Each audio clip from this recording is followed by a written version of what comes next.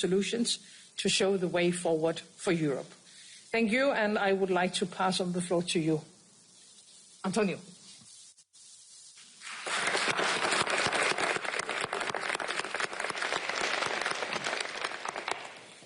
Eh bien, bonjour.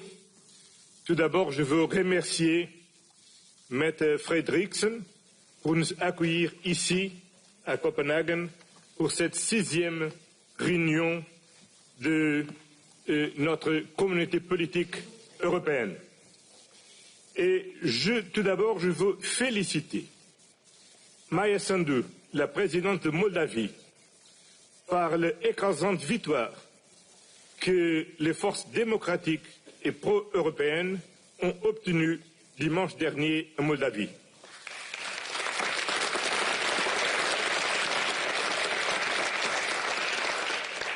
Cette victoire, c'est une victoire pas seulement de Moldavie, c'est une victoire de la démocratie qui a démontré sa capacité de résister à les manœuvres d'interférence des forces étrangères. Et une victoire des libertés des Moldaves de dire qu'ils veulent choisir et peuvent choisir son destin. Et c'est aussi une victoire de notre Europe parce que le choix était très clair dans la direction européenne de la Moldavie. Je veux aussi féliciter le président d'Azerbaïdjan et le Premier ministre d'Arménie.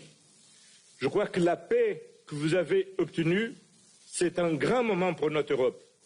Et ça démontre que c'est possible de bâtir la paix et qu'il faut qu'on fasse notre travail pour la paix. C'est pour ça qu'on soutient l'Ukraine. Parce que soutenir l'Ukraine, ce n'est pas soutenir la guerre. C'est soutenir les droits de l'Ukraine à une paix durable, à une paix juste. Et c'est pour ça qu'on doit se mobiliser tous et toutes pour continuer à soutenir l'Ukraine. Du point de vue militaire, du point de vue politique, du point de vue diplomatique, du point de vue économique.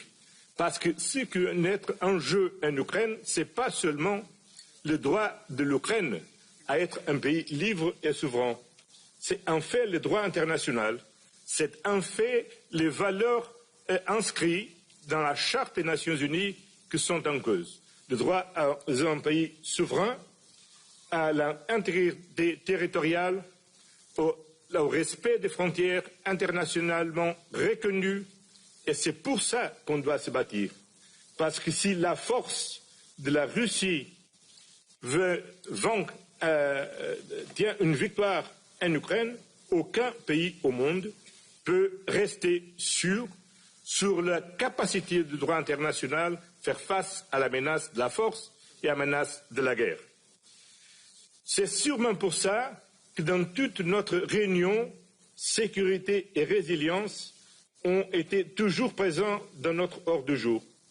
Et toujours, une fois encore, l'intérêt des différents leaders sur les sujets de sécurité et résilience a été tel qu'on a même besoin d'organiser 2 tables rondes sur ces sujets. Et ça veut dire qu'il nous faut faire un effort pour bâtir une défense collective, pour assurer la sécurité des Européens, pour finir avec la guerre en Ukraine, pour finir avec la menace de la Russie sur notre continent, parce qu'il nous faut concentrer dans d'autres enjeux, notamment le développement de notre continent et de nos sociétés. Sécurité, ça veut dire aussi sécurité économique. Il nous faut sécuriser notre chaîne de valeur, l'accès à matières primaires critiques, mais aussi la sécurité de notre chaîne de valeur. Et évidemment, on ne peut pas ignorer des sujets comme migration qui sont au cœur de notre débat dans notre société. On est une plateforme informelle et on veut le rester. Mais si on regarde ce qu'on a fait dans les 5 dernières réunions, on peut identifier que dans ces cadres de la communauté politique européenne, on a plusieurs projets. Le premier a été la coalition F-16 qui a mobilisé un conjoint de volonté et des pays pour soutenir la capacité de défense aérienne de l'Ukraine. On a travaillé beaucoup sur la cybersécurité. On a travaillé beaucoup aussi pour pour supporter Moldova, et je crois que ça, c'est quelque chose qui nous honore à tous. Et aujourd'hui, la France prend une nouvelle initiative de bâtir une coalition contre la drogue. Ça, c'est une question centrale qu'on doit prendre en grande attention. Parce que c'est une demande qui est soutenue par un grand problème de santé publique, mais qui en fait engage tout un réseau de criminalité qui défie la sécurité de notre continent, de nos sociétés, et qui fait accroître la violence dans notre société. Donc, je crois que cette formule de la communauté politique européenne, qui ne veut pas remplacer ni notre alliance militaire, ni l'Union européenne, ni remplacer le Conseil d'Europe, ni de remplacer d'autres institutions où on est ensemble, c'est une communauté qui est la démonstration qu'on a une volonté politique d'ensemble. Et ça, c'est très, très, très important, et plus important que jamais dans le monde d'aujourd'hui, où plusieurs acteurs internationaux essayent de bouleverser l'ordre international. Quelques-uns par la force de la guerre, d'autres mettre en cause les règles du commerce international, d'autres mettant en cause des engagements collectifs qu'on a besoin pour faire face au changement climatique. Mais nous, ici, tous ensemble, on peut dire que ceux qui sont dans l'Union européenne, ceux qui ne sont pas dans l'Union européenne, ceux qui veulent rentrer dans l'Union européenne, ceux qui ont voulu sortir de l'Union européenne, ceux qui ne veulent pas ni rentrer, ni rester, ni être en l'Union européenne, tous ensemble, on est Europe et ensemble, on veut travailler ensemble pour la paix, le développement et la prospérité de notre société et de nos citoyens. Donc, merci beaucoup. Thank you very much, dear Mette. I think everybody is very, very glad that how you hosting us here in Copenhagen. Thank you very much.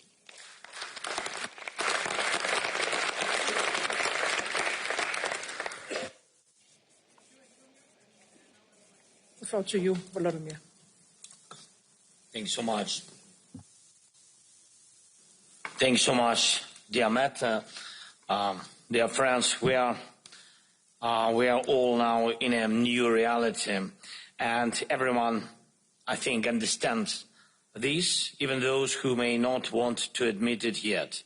The recent drone incidents across Europe are a clear sign that Russia still feels bold enough to escalate this war. And it was never just about Ukraine. Russia has always aimed to break the West and Europe in particular. Today, their strategy is simple: to divide Europe, to ignite arguments, to prevent us from finding common ground. And I believe we must do the exact opposite of what Russia expects.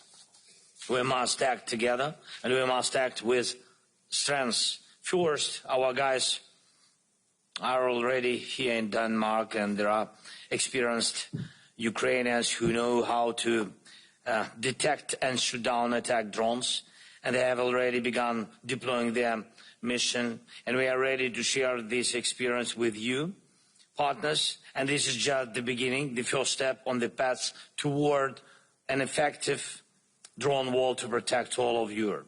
Please, let's work together on coordinated solutions that will make this happen. Second, when we talk about the drone wall, we are talking about all of Europe, not just on one country. If the Russians dare to launch drones against Poland or violate the airspace of northern European countries, it means this can happen anywhere. In Western Europe, in the south, we need fast and effective response and defense forces that know how to deal with drones. And please keep joining the Pearl program. It really helps our defense. Some countries are already part of it, thank you, and it's very important that others join too. This program supports not only us, but also strengthens ties between Europe and the United States of America. Third, we must remember that the root of all these problems is Russia's war. Russia still has the resources to keep fighting, and that's not right. But we know the right steps. A 19th package of sanctions against Russia for the war is urgently needed. We also need to seriously think how to truly down Russia's entire oil trade infrastructure, because that's what fuels their war machine. Right now, we are seeing that even tankers already under sanctions are still being used by Russia. That has to stop. And let's also place more sanctions against captains and crews of shadow fleet vessels, as well as against the owners of the relevant companies. And we need to think about placing sanctions on Russian oil terminals and the rest of their mainland infrastructure. We should also support President Trump's call to stop buying Russian oil here in Europe. It's short-sighted to go against the USA. And the guys from Hungary need to hear this clearly. Energy from the US and other partners can fill the gap on the European market. Next, we need to finally complete 100% the work on security guarantees. We have already done a lot, and I'm grateful for that. Thanks to you, dear leaders. And now we need to put everything on paper and fully prepare every detail. Security guarantees for Ukraine can already work now. They directly support our army. But overall, every nation in Europe deserves real security guarantees. The model of the security guarantees that works for us will work for you too. And we propose to eventually expand all effective models to others. And finally, I want to congratulate, as speakers before me, I want to congratulate Maia Sandu on the victory. Maia, my congratulations in Moldova's parliamentary elections. These were very, very important elections. Europe has won. Moldova has won. And thank you to everyone who helped to secure fair elections. Now it's time to move forward. Supporting Moldova, Ukraine, and the Western Balkans on their path to EU membership is critical. We need real progress. Ukraine has completed the screening process. We are ready to open Cluster 1, and this must be done just as agreed. This will definitely strengthen the overall situation. Thank you so much. Slava Ukraini. Thank you. Thank you so much, Volodymyr. And now we are trying something new in this format. So therefore, I will ask Prime Minister Keir Starmer and President Emmanuel Macron and President Maia Sandu and Prime Minister Donald Tusk to go to the podium, where Keir will lead us through a discussion between our four colleagues.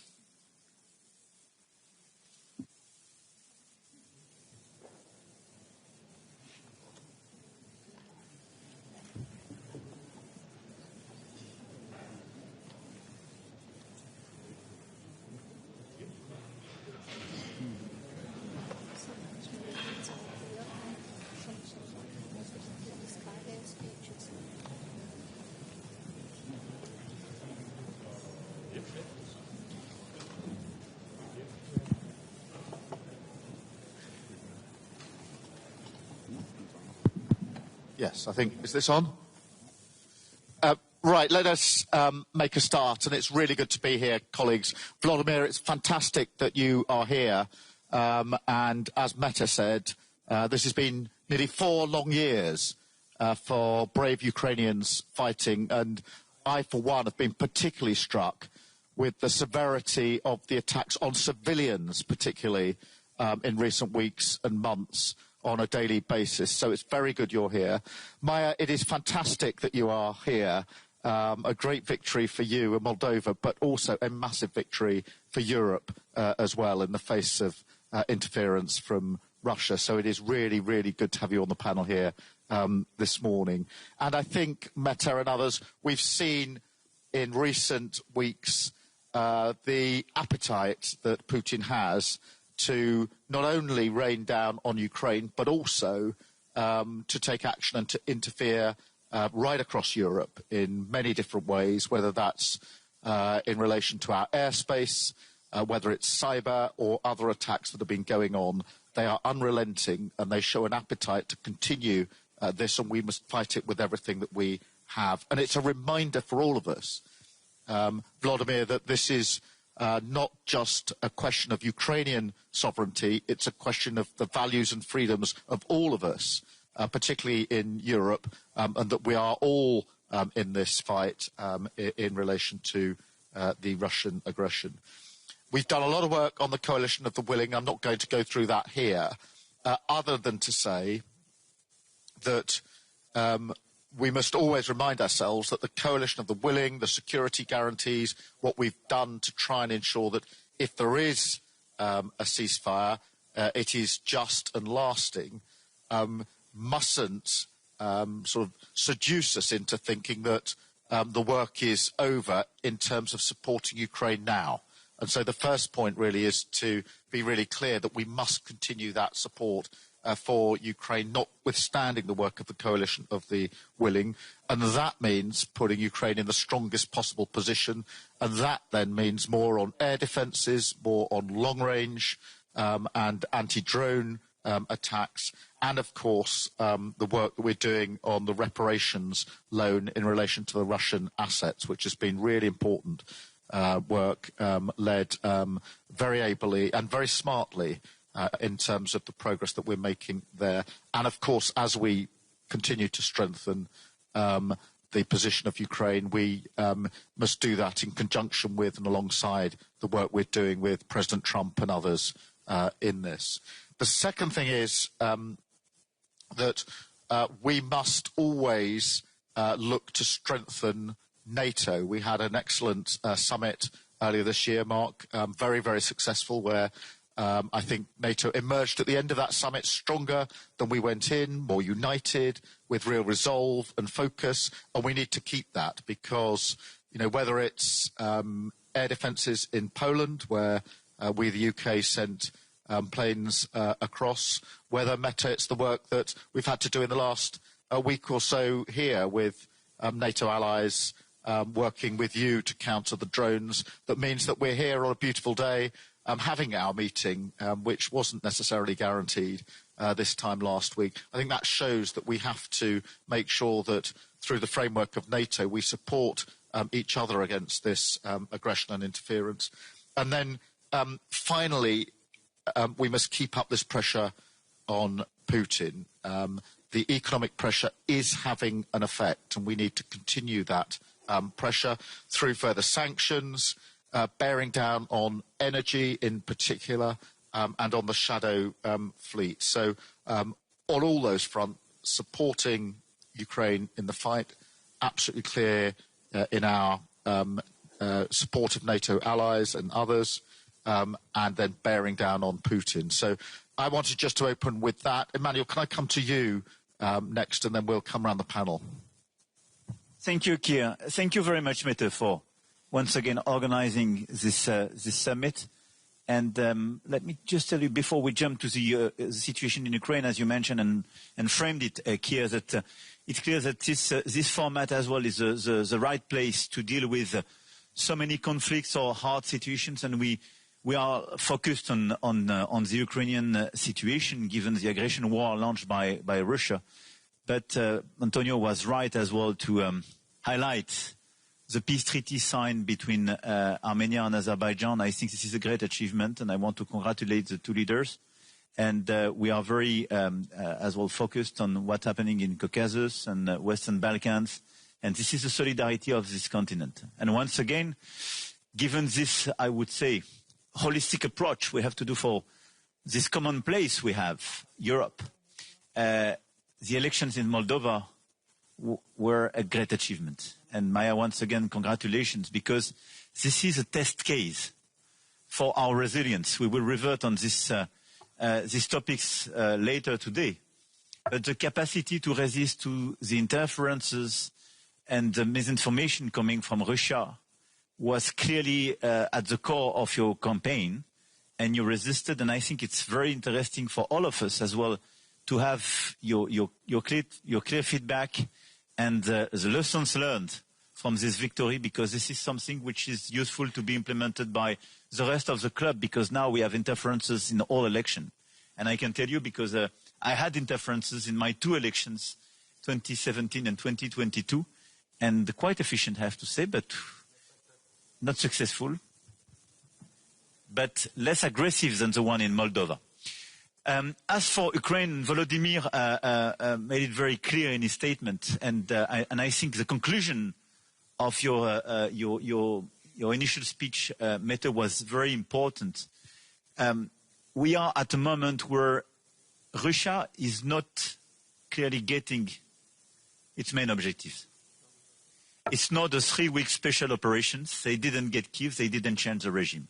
I would add to that, 2 great friends joined NATO, which is a big strategic defeat for Russia on top of it. Now the question is how, not just to sustain the war efforts, but clearly change the dynamic and help Ukraine in this context.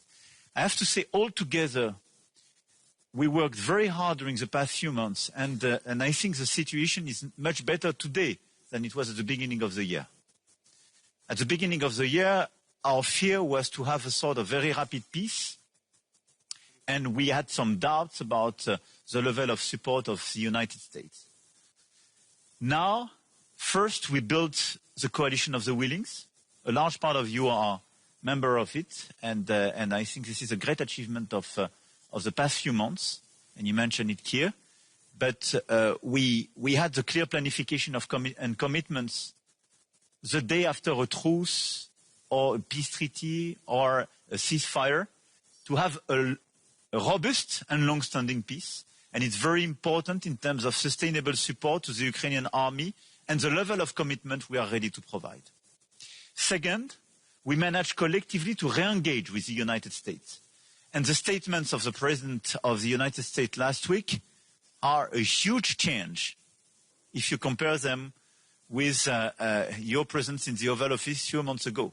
So, I mean, it's very important because for me it's a concrete case of countering the misinformation spread by Russia. No, Russia is not winning. No, Ukraine is not losing this war, and the situation is very different. And I think there is the same approach now regarding the conflict. And it's part as well of the frustration of the US president vis-à-vis the absence of commitment of Russia. And President Trump took several initiatives to re-engage with President Putin and to go to the table of negotiation. And it's now clear that all these words where President Putin was saying, I'm ready to negotiate peace, were not totally a sincere commitment. So now the key points for all of us are, number one, to follow and to step up and to scale up in terms of support vis-à-vis Ukraine. Air defense systems, drones, and I mean the level of innovation and efficiency of the drone system is very impressive, and Volodymyr was very clear on the level of support and financing they need in order to be efficient on the ground. And this is one of the best ways to change precisely the situation and gain some territories, recover some territories. And third, long-range missiles. So let's focus on these 3 categories, as you mentioned as well here, in terms of financing, capacities to deliver, and we are working hard to accelerate as well the key deliveries in that, but accelerate as well the common projects and the common financing on these 3 issues.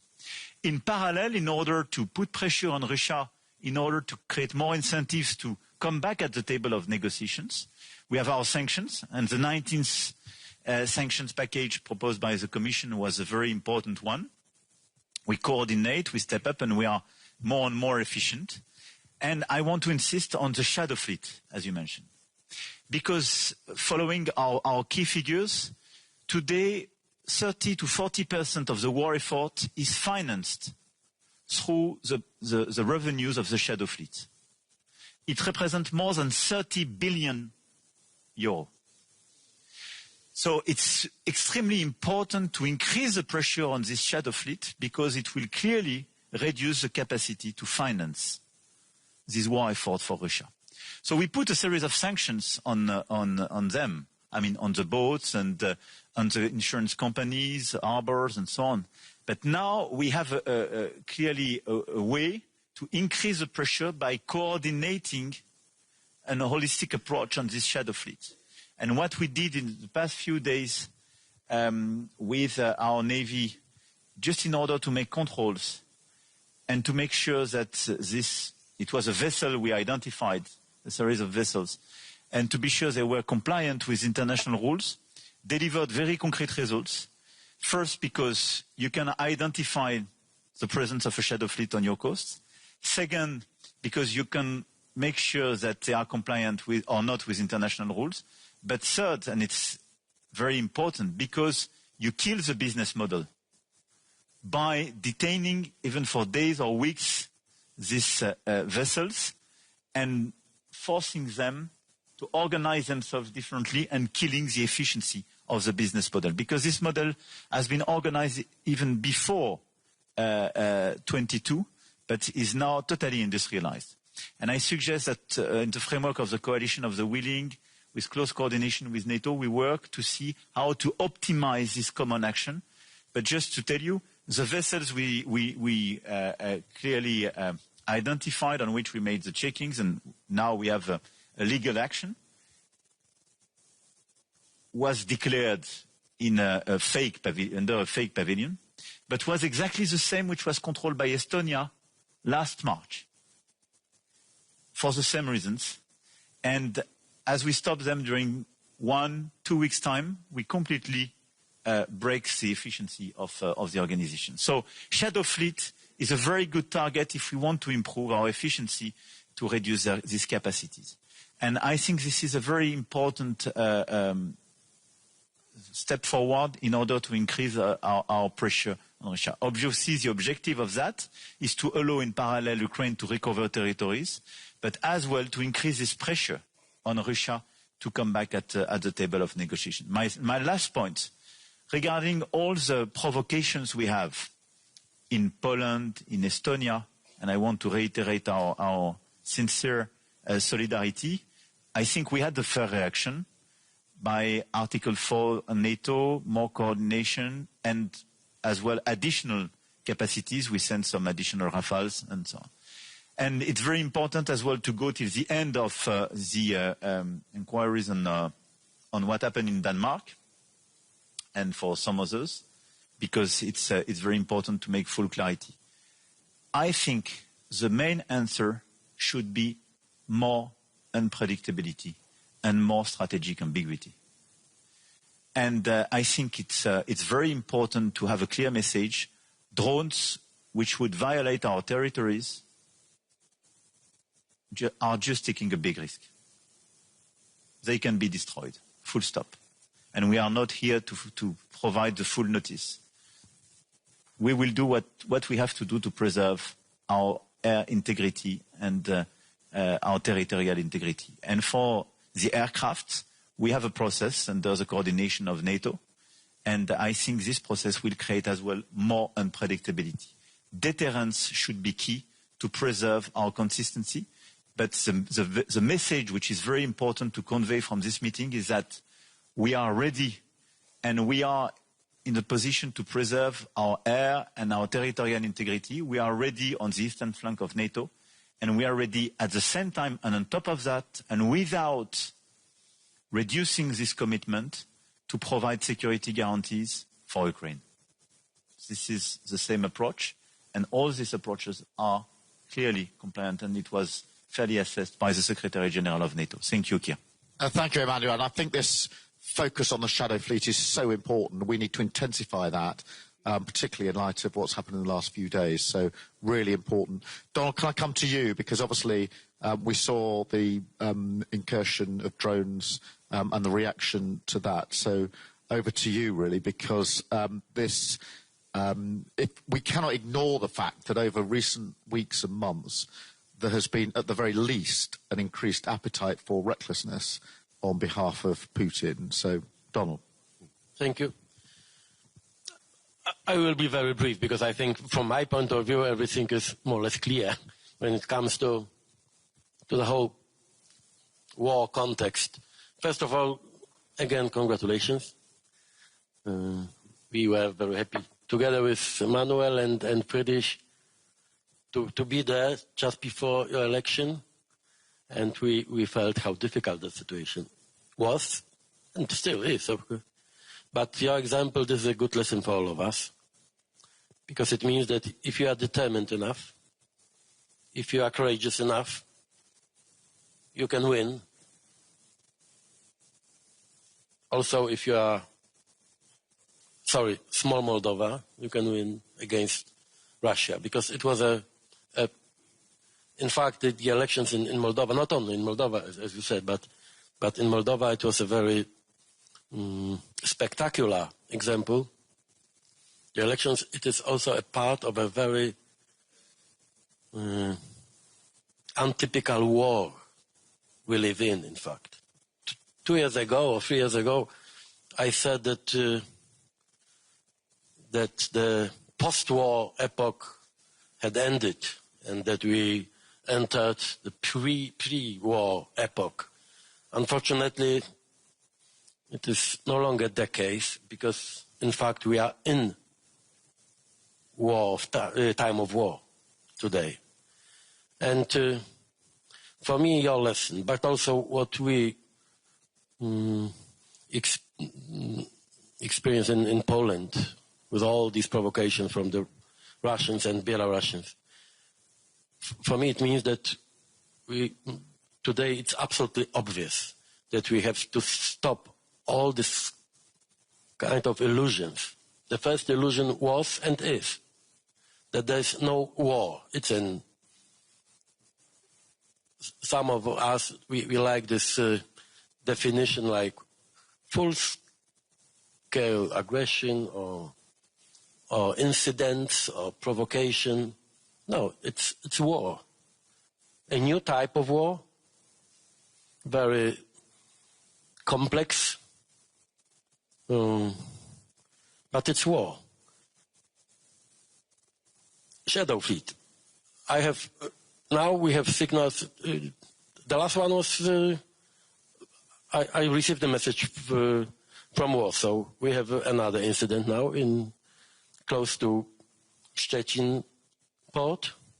2 days ago, it was an incident close to our Petro-Baltic platform and our pipeline. Both are Russian vessels. And in fact, we have new incidents in our region, I mean Baltic Sea, every single week. It's almost every day. We have the drones attack or provocation was the most spectacular one when it comes to the Polish side. But in fact, we have similar provocation also every single day on our border with Belarus. You know the situation, but it's nothing. War is not an abstraction now for us, because we have on our border with Belarus, we have more than 100 attempts per day, and it's some kinetic actions against our soldiers on our border with victims also. It's our daily routine now. This permanent confrontation with Belarusian services and this weaponized illegal migration, really well organized by Putin and Lukashenko. It is a kind of war also. Estonia, dozens of violations. This was not the first attempt, I mean the violations of Estonian airspace. This is why it is a war. We are also the target for the Russian aggression, not only with the hybrid tools, but also when it comes to political goals, intentions. And it's clear, not only in Moscow, I think that the whole West is under threat. And the aggression against Ukraine is just the first phase of this new approach. Second, we can hear in I think all capitals in Europe this narrative. This is okay. If it is war, it is not our war. It is our war. Okay, Ukraine is in the front line now, but in fact we have this aggressive actions, provocations, etc. And all of us are targets, the possible targets for these attacks. It's, Kir, you know this also personally, how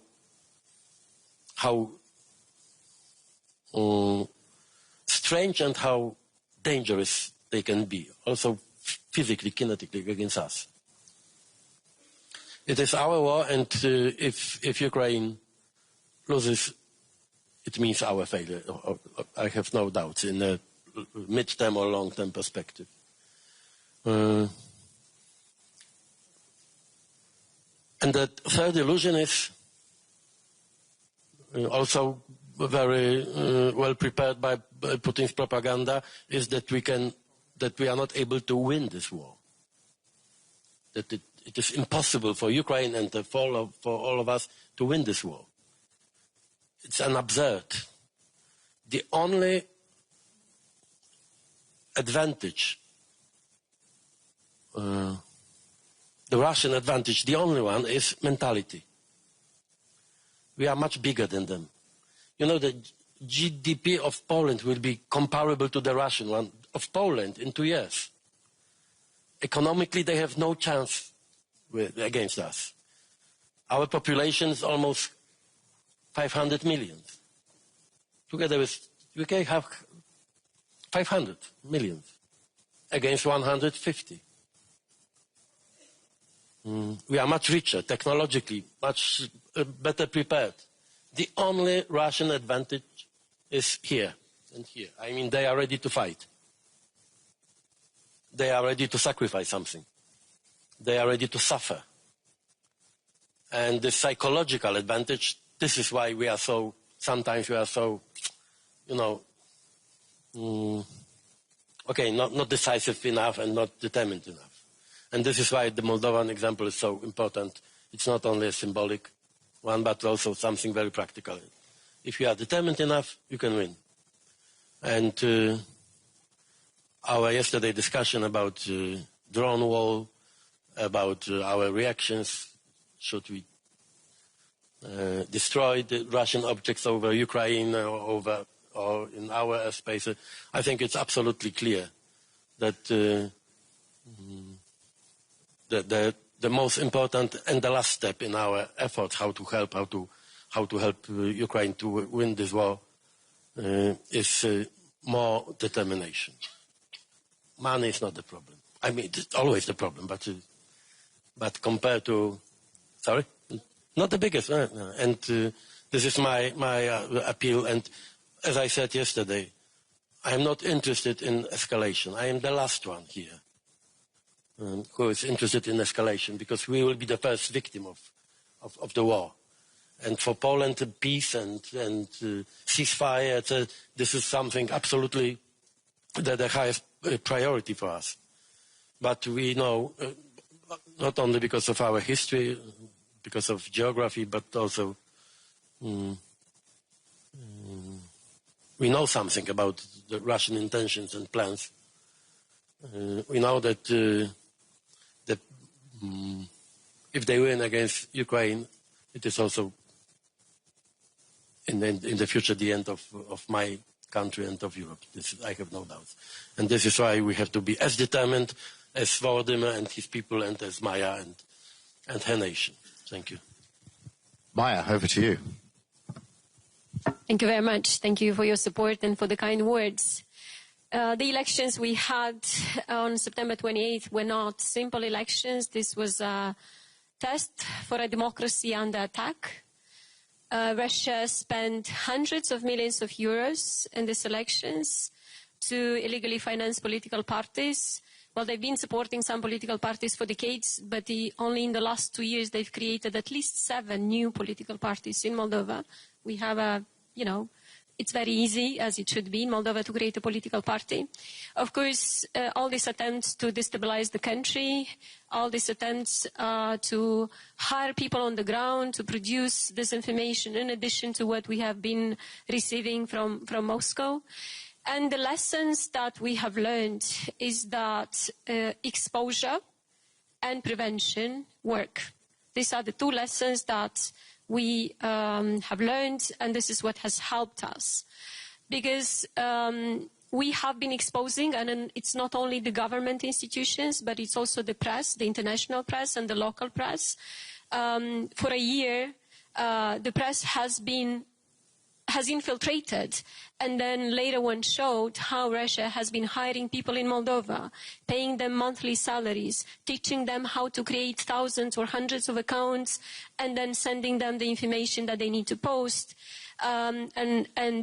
This is what was happening, in very big scales. Like the BBC investigation found a network of at least 90 TikTok accounts which produced thousands of videos with 23 million views for a population of 2.4 million people. So we had many such examples, and people could see it and they could understand the threat. And then the prevention, I have to say that after last year's experience, which was very dramatic during the referendum and the presidential elections, our institutions worked really, really well this time. They disrupted all these financial schemes of Russia. They confiscated the money. People who were dealing with this, they got arrested. All those who organized or were trying to organize the vote buying schemes, people could see them on TV. People could see that the money has been confiscated. So the prevention was really, really useful. It is not easy because Russia is using cryptocurrency more and more, and this is where we need to work together to stop the illicit funding, and especially when it comes to cryptocurrency. But Russia had 2 objectives for these elections. One was to capture Moldova through, this was the maximalistic objective, to capture Moldova through these elections, or at least to destabilize the country and to discredit the results. And it has failed because both the state institutions worked very hard, but also it was a whole of society response. And of course, I'm very grateful for your support. The support on intelligence sharing was very useful. Many people, many countries in this room helped us. The cyber defense, we were in a very difficult situation with cyber defense. We managed to fix it 2 days before the election. So we had only 2 days to test it. It was that dramatic. We have learned our lesson. Now we have to work very hard to make sure that we don't get in this situation anymore. Of course, the economic support that we have received, because Moldova's economic situation is not good. The economy is affected by the war next door.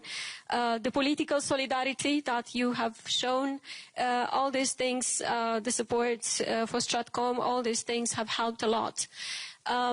We have learned a lot of lessons. We're ready to share them with all the countries which are concerned that the elections might be under threat because of Russia. But also we hope that our experience is going to encourage other countries, because a small and fragile democracy like the Moldovan one has resisted the big resources of Russia, and if Moldova could do it, then everybody can do it. Thank you very much.